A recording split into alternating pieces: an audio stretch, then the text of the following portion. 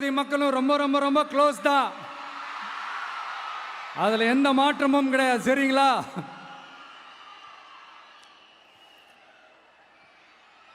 ஆட்சிக்கு வந்து சில வாரங்கள் கூட ஆகல.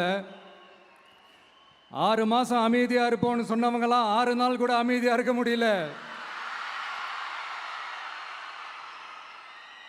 ஆட்சிக்கு வந்து அரை மணி நேரத்திலே ஆரம்பிச்சிட்டாங்க. பாவம், ஒரு கல்யாண வீட்டிலலாம் போய் புலம்பிட்டு இருக்காங்க. நான் சொன்னதெல்லாம் நடக்குதா? 1 by 1 எல்லா புலம்பல்ஸும். அது மாதிரி இத்தனை வருஷமா மாத்தி மாத்தி உங்களை ஏமாத்திக்கிட்டு இருந்த இந்த 2 பேரையும் வேண்டாம்னு சொல்லி ஒதுக்கிட்டு உங்களுக்காக உண்மையா உழைக்க வந்த உங்க விஜய, உங்க அண்ணன, உங்க தம்பிய முதல் அமைச்சரா இல்ல முதல் சேவகனா ஆக்கியிருக்கிறீங்க. தலை வணங்கி ஒட்டுமொத்த தமிழக மக்களுக்கும் இந்த நேரத்தில் என்னுடைய நன்றியை தெரிவிச்சுக்கிறேன்.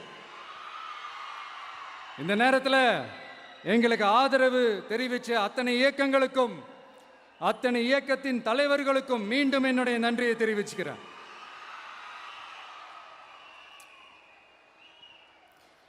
புரட்சி தலைவர் எம்ஜிஆர் அவர்களுடைய முதல் தேர்தலில் கூட இந்த அளவுக்கு ஒரு ஓட் பர்சன்டேஜ் வாங்கலை அப்படின்ட்டு நிறைய பேர் சொன்னாங்க. ஆனால் நீங்கள் டிவி கேட்க அவ்வளோ நீங்கள் ஆதரிச்சிருக்கிறீங்க. நான் எம்ஜிஆர் அவர்களோடலாம் நான் கம்பேர் பண்ணல. எம்ஜிஆர் தான்.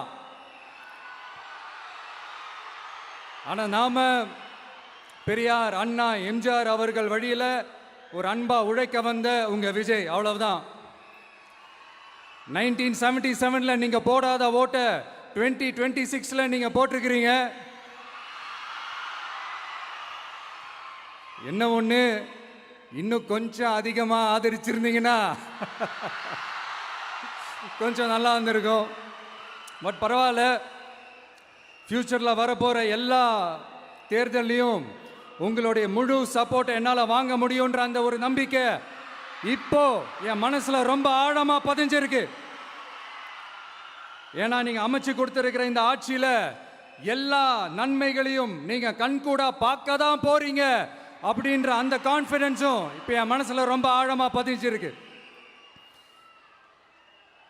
யார் எந்த நிலைமைக்கு எந்த பொசிஷன்ல போனாலும் இந்த கிண்டலும் கேலியுமா பேசுறது இருக்கத்தானே செய்யும். நம்மளை பத்தி, நம்ம அரசியலை பற்றி, நம்ம பேச்சை பற்றி இந்த கிண்டலும் கிள்ளையமா பேசிட்டு தானே இருப்பாங்க. அவங்க எல்லாருக்குமே என் சைட்லேருந்து ஒரே ஒரு ரிக்வெஸ்ட், தயவு செஞ்சு நிப்பாட்டிடாதீங்க. தயவு செஞ்சு கண்டினியூ பண்ணுங்க. நீங்க தான் என்னோட எனர்ஜி ஃபோர்ஸு.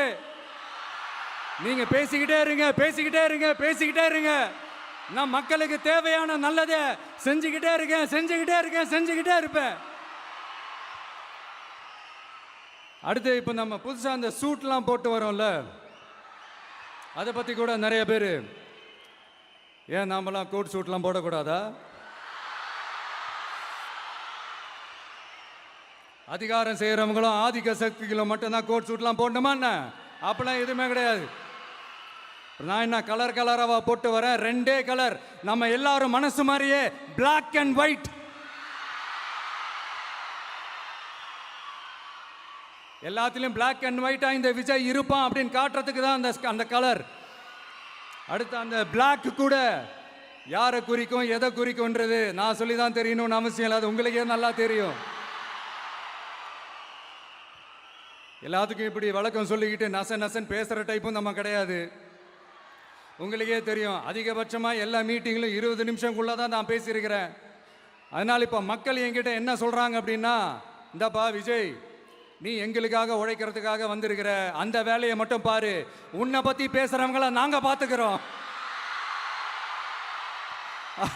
அப்படின்னு சொல்லிட்டாங்க. சரி, ஆனது ஆச்சு. இப்போ என்ன, உனக்கு எதிரிகளே இல்லையா அப்படின்லாம் கேட்டால் அப்படிலாம் நான் சொல்ல மாட்டேன்.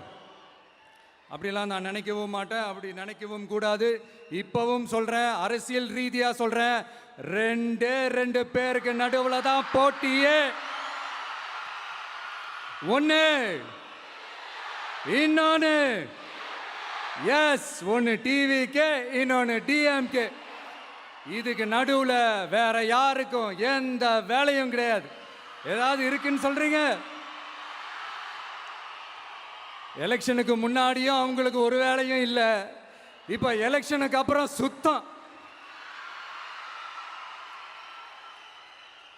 ஆனா இந்த திமுகவும் மற்றும் பலரும் ஒன்னா சேர்ந்துக்கிட்டு இந்த விஜயோட ஆட்சி வந்துடக்கூடாதுன்னு சொல்லி ஒரு கூத்து ஒன்று பண்ணாங்களே, அந்த கடைசி 5 நாள் அடாடாடாடாடா, நமக்கெல்லாம் ஓஹோ இப்படியெல்லாம் கூட நடக்குமோ என்ன கூத்துங்கிறீங்க.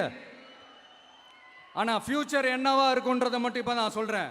உங்களுக்காக உண்மையா உழைக்க வந்த இந்த விஜயா, இல்ல இந்த விஜயோட ஆட்சி அமைஞ்சிடக்கூடாதுன்னு தடுக்க நினைச்ச ஸ்டாலின் சாரா, அவ்வளவுதான். இதுக்கு நடுவில் வேற யாரும் எந்த அல்லு சில்லும் உள்ள வந்து நம்மளை தடுக்கிறதோ எதிர்க்கிறதோ ஏதாவது பண்ணாங்கன்னா நிர்வாகம் அதுக்கு பொறுப்பில்லை ராஜா, நிர்வாகம் அதுக்கு பொறுப்பில்லை. ரிசல்ட் என்னவா வரும்ன்றது அது உங்களுக்கே நல்லா தெரியும். நம்மளை ஏளனமா பேசுறதா நினைச்சு அவங்களுக்கு ஆப்பு வச்சுக்கிறாங்க. திமுக நம்மளை தடுக்க, திமுக நம்மளை எதிர்க்க, திமுக நம்மளை அவமானப்படுத்த அத்தனையும் நமக்கு நன்மையே.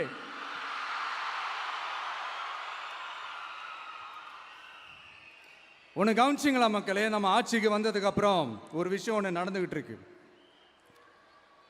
இது இந்த ஜென்சி தலைமுறையை அட்ராக்ட் பண்றதுக்காக இங்கிலீஷ் தமிழ் கலந்த அறிக்கை அது சொல்ல வந்த நினைச்சிங்களா?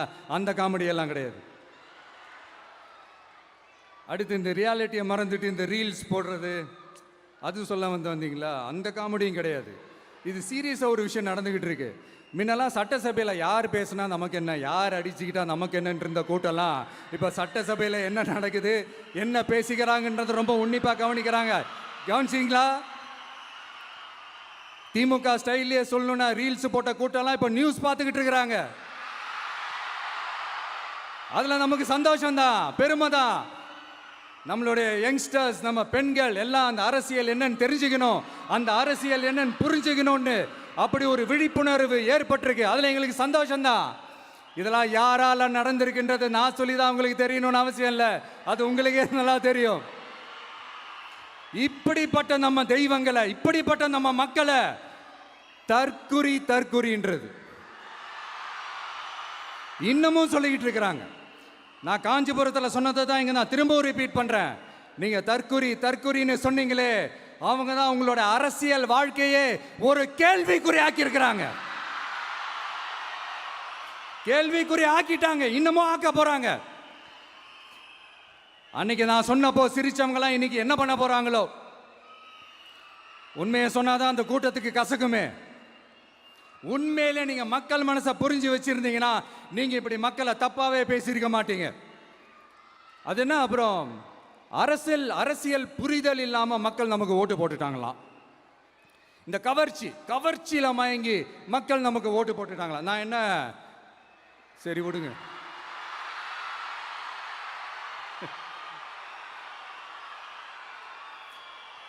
மக்கள் அவங்களுக்கு ஓட்டு போட்டா அந்த மக்கள் நல்லவங்களாம், அதே மக்கள் நமக்கு ஓட்டு போட்டா அந்த மக்கள் கெட்டவங்களா, தற்குறியா.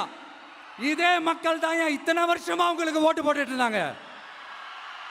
உங்களுக்கு மட்டும் என்ன, வேற ஏதாவது பிளானட்ல இருந்து குதிச்சு ஓட்டு போட்டு போனாங்களா? தற்குறியாமா, தற்குறி நல்லா வருது, வேணான்னு பாக்குறேன். எங்க அண்ணன் விஜயகாந்த் அண்ணன் சொல்ற மாதிரி, அண்ணா அவர்கள் ஆரம்பிச்ச கட்சியை ஒரு அடிமை கூடாரமா ஆக்குனது யாருங்க சார்? இப்படியெல்லாம் ஆக்கிட்டு உண்மையை சொல்லு உடன்பிறப்பேவா. உண்மையான உடன்பிறப்புக்கெல்லாம் என்ன சொல்றாங்க தெரியுமா சார்? திமுக இப்படி ஆனதுக்கு காரணம், அந்த காரணத்தை வெளியிலலாம் போய் தேடாதீங்க, உங்க குடும்பத்துக்குள்ளேயே கேளுங்கிறாங்க. உங்களுக்காக மாடா உழைச்சி தேஞ்சு போய் கிடக்கிறோம்.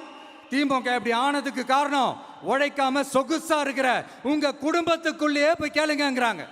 ஒவ்வொரு திமுக தொண்டனும் அதை சொல்றாங்க, உங்க குடும்பத்துக்குள்ளேயே கேளுங்கிறாங்க.